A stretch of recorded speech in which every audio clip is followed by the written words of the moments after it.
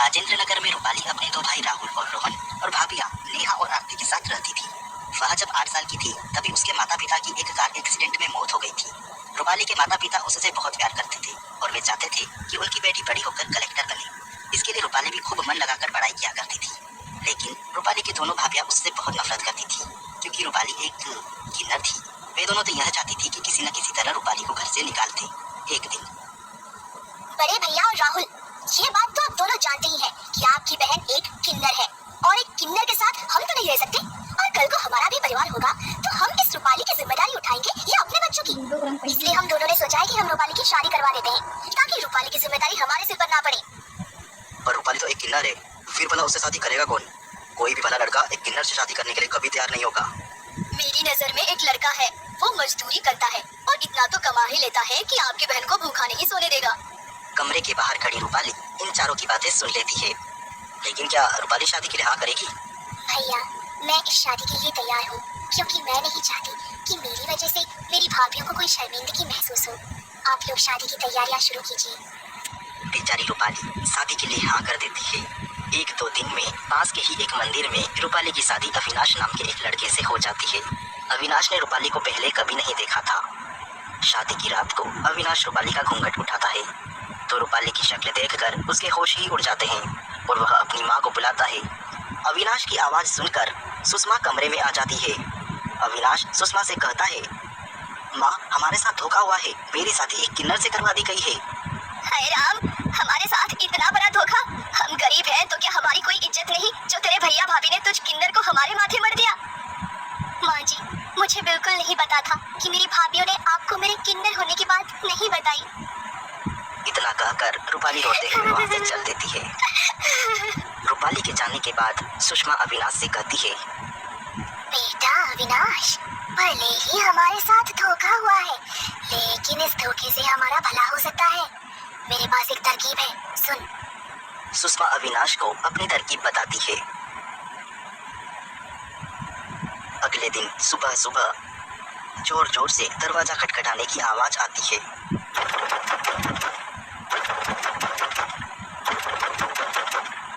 आवाज सुनकर रूपाली की नींद खुलती है और वह दरवाजा खोलती है और देखती है कि दरवाजे पर तो किन्नरों की एक पूरी टोली खड़ी है। तभी उनमें से किन्नरों की एक सरदार कहती है, अच्छा तो तू है रूपाली, हम तुझे लेने आए हैं, अब चल हमारे साथ। मैं आपके साथ नहीं जा सकती क्योंकि मेरी शादी हो गई है।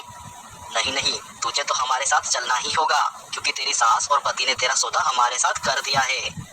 सरदार किन्नर की यह बात सुनकर रूपाली मन ही मन सोचती है, लगता है मुझे इनके साथ जाना ही पड़ेगा क्योंकि जब मेरे पति और सास मुझे इस घर में रखना ही नहीं चाहते तो फिर भला मैं उन पर बोझ क्यों बनूं?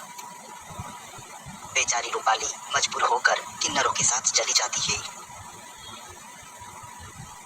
अब रूपाली भी किन्नरों के साथ ही रहने लगती है और वह उनके सारे तौर तरीके अपना लेती है। उसने तो मानो जैसे अपनी किस्मत से समझौता ही कर लिया था। लेकिन कुछ पैसे दे दीजिए मैडम, आपको बहुत सारी दुआएं दूंगी। कार में बैठी मैडम रूपाली को पैसे देने के लिए कार का शीशा नीचे करती है तो वह रूपाली को देखकर चौंक ही जाती है क्योंकि वह रूपाली को पहले से ही जानती थी। अरे रूपाली, तुम मुझे पहचाना? मैं तुम्हारी कॉलेज फ्रेंड सोनिया। हाँ सोनिया, पहचान गई। ये किन्नरों की तरह पैसे क्यों मांग रही है? अच्छा समझ गई, तू भी तो एक किन्नर ही है। लेकिन कॉलेज के दिनों में तो खूब कलेक्टर बनने के सपने देखती थी। अब क्या हुआ? आ गई अपनी असली जगह। अच्छा, ये ले पैसे और आगे बढ़।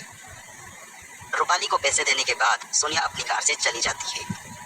सोनिया की बातें सुनकर रूपाली को अपना कलेक्टर बनने का सपना याद आता है और वह अपने आप से कहती है, ये मैं क्या कर रही हूँ?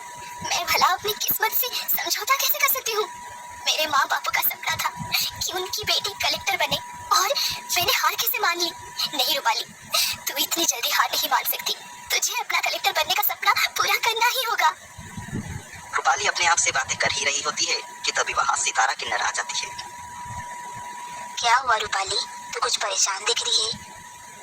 रूपाली सितारा को अपनी पूरी कहानी बताती है।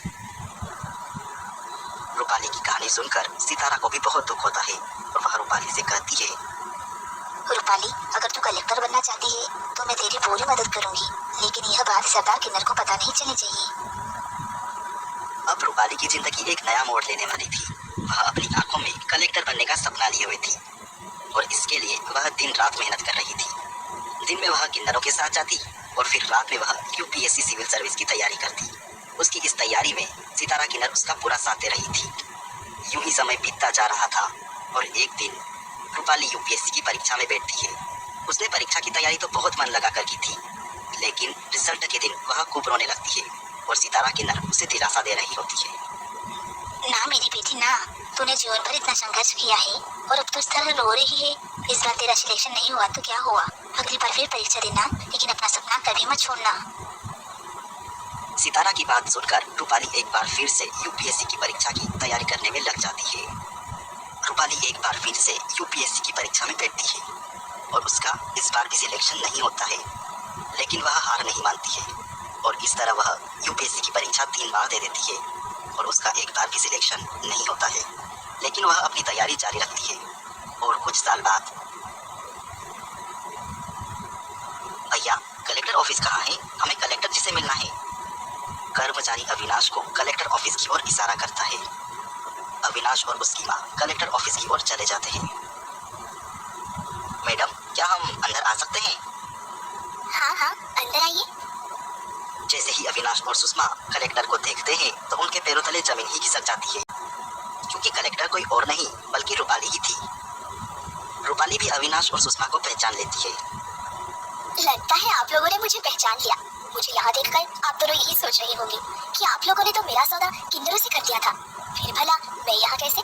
वो सब छोड़िए और आप अपनी समस्या मुझे बताइए, मैं उसका समाधान निकालती हूँ।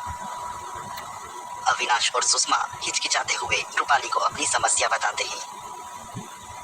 रूपाली उनकी मदद करती है और वहां से चली जाती है। अविनाश और उसकी मां सुषमा को रूपाली के साथ किए गए बर्ताव पर बहुत ज्यादा पछतावा होता है और जब रूपाली के कलेक्टर बनने की बात उसके दोनों भैया और भाभियों को पता लगती है तो उन्हें भी अपने किए पर बहुत शर्मिंदगी महसूस होती है। समाज के जिन लोगों ने रूपाली के किन्नर होने पर उसका मजाक बनाया, आज रूपाली ने कलेक्टर बनकर उन्हें मुंह तोड़ जवाब दे दिया कि अगर किन्नरों को भी सही शिक्षा और दिशा मिले तो वे भी IAS, IPS, डॉक्टर, इंजीनियर बनकर समाज में अपना योगदान दे सकते हैं।